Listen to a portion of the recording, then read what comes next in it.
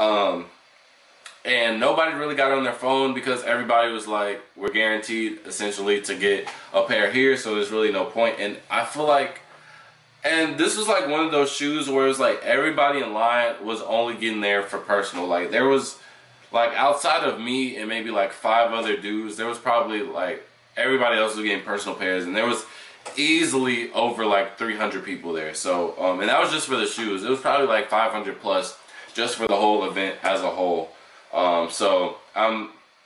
But then I did recently go to another Sneaker Politics event, and I was just shopping up with some of the guys, and he had told me about his experience. He said that he was able to get in right before the queue, and it wasn't that long of a wait, but his wife, she also tried for it right next to him, and she wasn't able to get him. So, I mean, 50-50 chance, but it might be a little bit